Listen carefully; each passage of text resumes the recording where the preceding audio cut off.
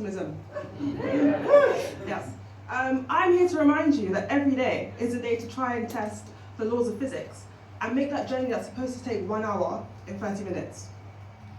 So, you're not a millionaire yet, because maybe you don't have a 6-figure salary, or you didn't invest in cryptocurrency 10 years ago, leave it to grow, and remember the password to your wallet.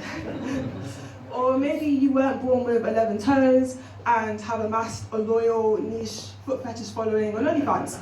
That's okay, we'll find another way. I sometimes think of a scenario where, oh no, I've been rushed to A&E and the doctor says, we're gonna have to amputate the limb. It's gonna be a sad day as a human, but a great first day as my new life as a cyborg. It's okay to be an extremist in comedy. It's only okay to be an extremist in comedy. I can't think of another scenario where it's appropriate. But since this is comedy, I'd like to share one of my extreme views with you. I'm currently cult shopping. Yes, I'm looking to join a cult. Signs of a cult include isolation from the outside world, being cut off from your friends and family, and intense peer pressure. What my brain interprets that to mean is safety, chosen family, and a strong community. Yeah. Do you know who's in a cult? Apple users. If you have a Mac, an iPhone, an iPad, AirPods, you use Apple Pay, you listen to Apple Music, you watch Apple TV, have an Apple Watch, have an unreasonable fear of Android devices. I've literally seen dating profiles say no Android users. Yeah. If I had described you and you do not think you have subconsciously given your allegiance to the iOS way of life, then I guess it's a problem you're not ready to talk about. And the cult is doing what it's supposed to, because rule 101 of a cult is don't tell the members they're in a cult. Apple versus Android is like neurotypical versus neurodivergent.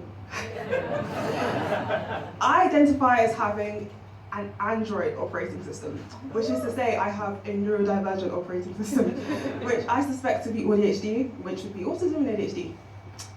As an ADHDer, I tend to enjoy the extremes of a spectrum. So sometimes I'm in my hermit mode, which is where I like to sit in a sunny room with the curtains closed.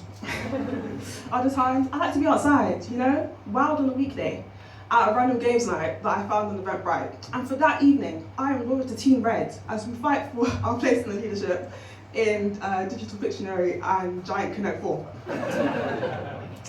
I also really enjoy going to the theatre. I go to the theatre every month. Do you know? Thank you. Do you know what I saw last month? Magic Mike.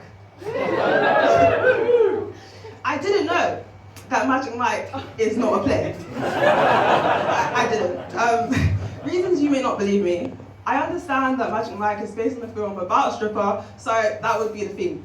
However, I think there's a line between a play about a stripper and an actual strip show. And as I booked my ticket on the same website where I can pay to see Mary Poppins and Matilda, I didn't think I was crossing the line.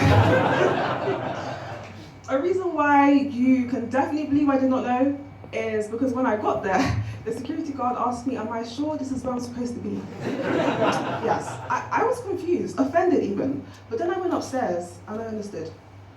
You see, the vibe in the room was on the spectrum of club to dominatrix. So I failed the vibe check because I came in hermit mode. And hermit mode means I came in my maxi puffer coat, which goes to my ankles. I was essentially wearing a walking sleeping bag. And let me tell you, baby oil and bubble wrap do not go together. What I will say about that night is that if you want to see a preview of a post-20th century matriarchy in a Western society, go to Magic Mike Live. In a post-20th century matriarchy, calling someone a pussy should be considered a compliment. Even if it were to imply, oh, you have 9 lives, and therefore you are resilient and supernatural. Or, more powerfully, if it were to refer to one of the strongest organs that a human can have. The fact that a uterus lining has to resurrect every month, that is biblical. You're essentially being called a goddess, a saint. So thank you. Other affirming things I like to let people know is that I am a software engineer. That's one of my favorite things about being a software engineer, saying I'm a software engineer, because it comes with an assumed intelligence that I also think I have. However, there are some fallacies to the role. For example, in a film, there is speed typing and cinematic soundtracks, whereas in real time, there's more backspacing and debugging as you see like a screen of red errors because you forgot to add a semicolon somewhere. I also need to contact the IT department. I also need to search most things on the internet.